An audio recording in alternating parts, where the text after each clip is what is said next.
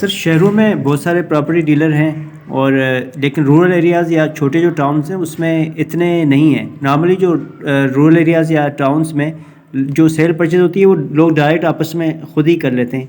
क्या छोटे टाउन्स और रूरल एरियाज़ में प्रॉपर्टी डीलरशिप का कोई स्कोप है?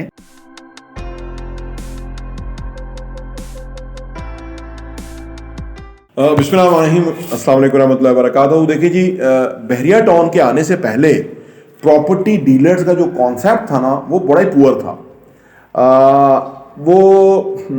मैं एक मिसाल से आपको वाज़ेह करता हूँ कि बहरिया से अलावा बहरिया से पहले क्या वाक़या है कि एक बंदा ने बताया कि वो प्रॉपर्टी देखने के लिए उनको कोई एग्रीकल्चर कोई ज़रूरी लैंड चाहिए थी, कोई रकबा चाहिए था।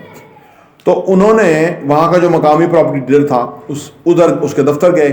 अब वहाँ पे सोफे टूटे हुए थे और वो बंदा जो है ना वो ऐसे ही बैठा हुआ था और अनपढ़ सा बंदा था, ठीक है। तो उससे बात की तो उसने कहा कि मैं आपको ज़मीन दिखाता हूँ, थोड़ा ठहरे।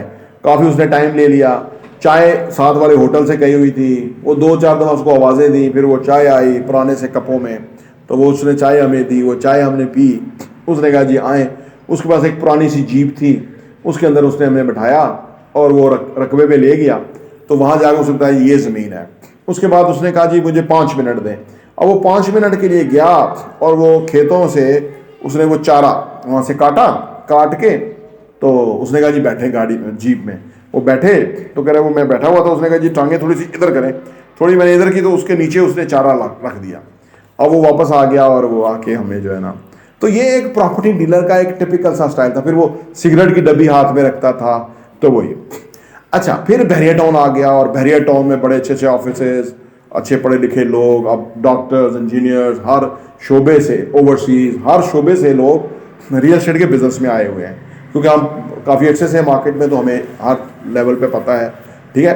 तो वो रियल एस्टेट के बिजनेस में आए, आज प्रॉपर्टी डीलर काम कर रहे हैं। वो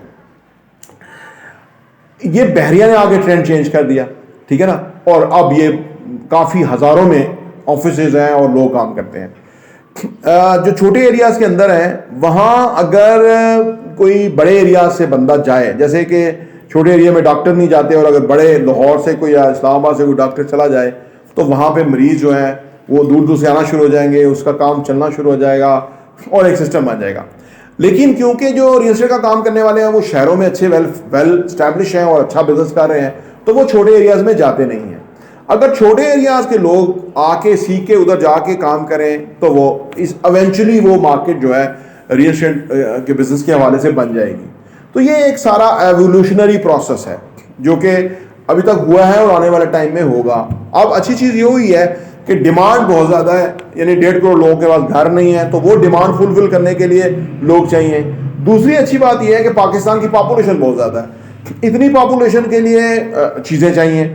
तो ये एक बिजनेस जो है वो आने वाले टाइम में मजीद आगे बढ़ेगा, ग्रो करेगा और लोगों को जॉब की, एम्प्लॉयमेंट के मौके देगा। तो मैं जो लोग रियल एस्टेट का काम सीखना चाहते हैं, मैं उनको ऑलरेडी ये कहता हूं कि आप किसी भी एरिया में, छोटे एरिया में भी हैं, छोटे देहात में हैं, कस्बे में हैं, छोटे शहर में हैं, वहीं से खरीद फरोख्त का काम शुरू करें, क्योंकि वहां आपको लोग जानते हैं आप किसके बेटे हैं, आपकी क्या क्रेडिबिलिटी है, क्या रेपुटेशन है। तो वो क्रेडिबिलिटी, रेपुटेशन वो आपको काम आएगी और लोगों का एतबार आप हासिल करने में कामयाब होंगे और बिजनेस में आगे जाएंगे।